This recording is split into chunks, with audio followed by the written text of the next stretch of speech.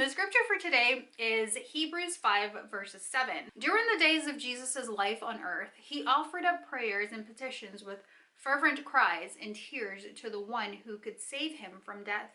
And he was heard because of his fervent submission. Hi, welcome back to this channel. If you're new or if it is your first time seeing my face, a lovely welcome. I am Erica. Be reminded that God promises never to leave us nor forsake us. I sort of wanted to kind of give you guys some details about this hair. If you are ever wondering, okay, how does she do your hair and how you get it to look like that, like the braiding pattern is legit the same each time, and the method, the technique it's absolutely the same. I've done a variety of videos, I believe, to show you guys how to achieve the most natural, versatile hairstyles, techniques that you can possibly think of. This is not an install, I'm sorry to disappoint you, but I like this hair. I've had it in now for about, again, the braiding pattern is the same if you guys watch my install. Same braiding pattern, same technique each time, but I was going to, I'm thinking of taking out this hair. I might have a new video coming soon, God willing, but I like this hair, and the hair that it is, the Lulu Tress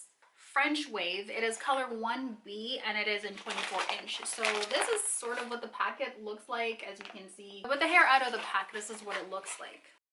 Very nice French wave. I bought 3 packs and it says 3 times hair. So I did use 2 full packs and a bundle from out of the 3rd pack. I did really small pieces though, because honestly, I know the look that I was going for. I did have to try and razor the hair a bit. My hopes in this video is to kind of show you guys how to revamp this hair. Honestly, I like it so much, but as you can see, like the clusters of it, it's kind of clumping together. It is frizzen somewhat, right? And so I'm just gonna go in and zhuzh it up, revamp it somewhat, and then just, I guess, show you guys how I achieve it and see if I can wear it for another week or so. So someone was telling me about the Hawaiian silk, and guess what? I had to try it out. So we're gonna put this to the test and see what it can do with this hair. First, I am sectioning the hair. I'm thinking of going in with some water first. Bristle brush and just start from the ends of it. And just work my way through. After I've detangled it, this is what it looks like, as you can see. So I'm going in now with the Hawaiian silk, and I am just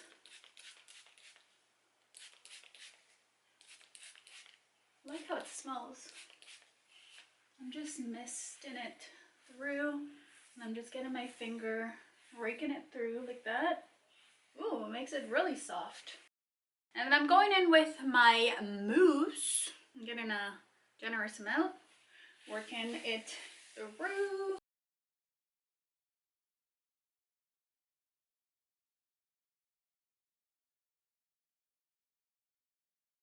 Look at that. I like the texture that it's given it.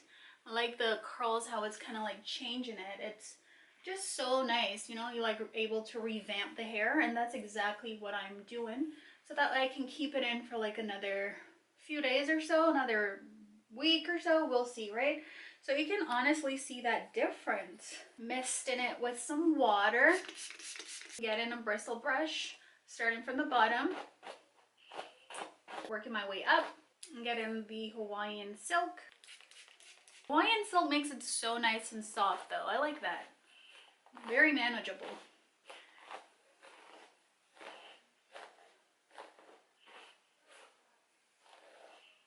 Wow. I like this. Look at that. And then I'm just getting the mousse.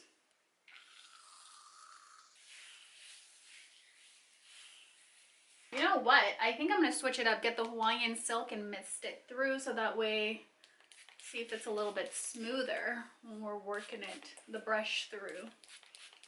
See if it makes a difference. Well, it kind of does. Absolutely does. Okay. Right, so just repeat that process. So water, the Hawaiian silk, and then brush. So just look at that comparison.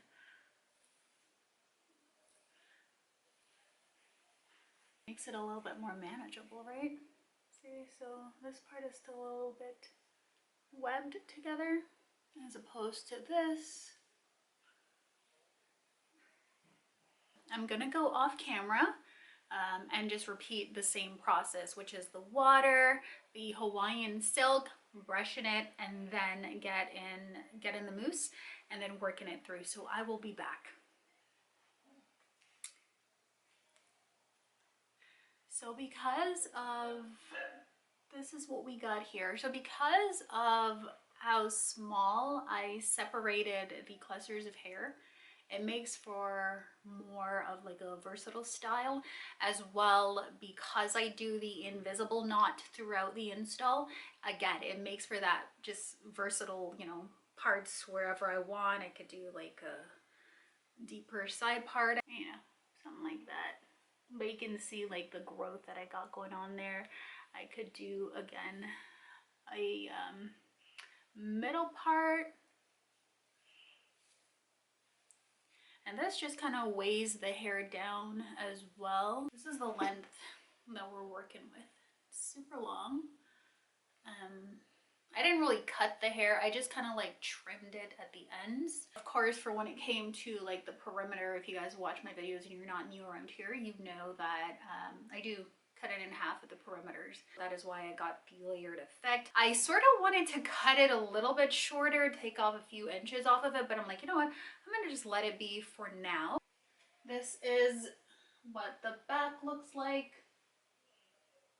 So it's still a bit wet and it's not full, and that's what I was going for. So something that looks more natural, and I feel like because I'm beginning to master the technique of my installs, I'm now able to know how to thin the hair out a bit more.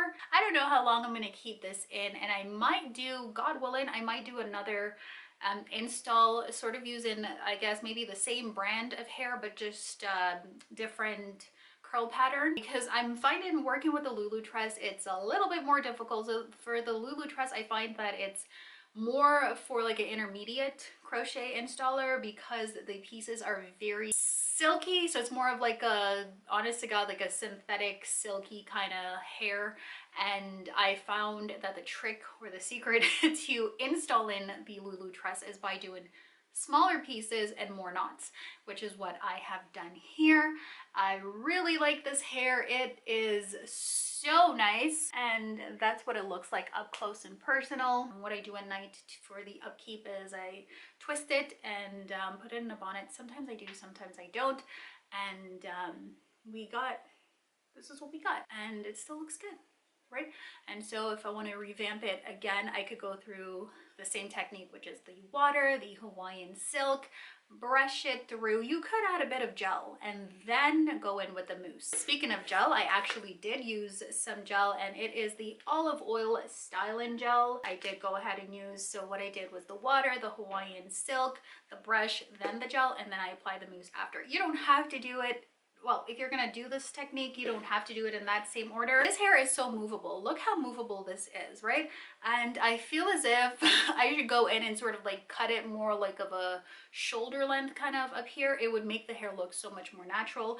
But again, I'm not going to do that. I like to leave it a little bit longer. I just really and truly wanted to come on here and just show you guys how this hair looks, which is the Lulu Tress 3x French Wave 24-inch. If you guys want a more in-depth tutorial as to how I achieve my flawless crochet braids install every time, God willing, I might have something coming up for you guys, so stay tuned, be on the lookout. This is legit the next day. The hair has completely dried. As you can see, it's been separated, no frizz. It's just clumping back together so nicely, like so. Movable, still flowy, lightweight, of course.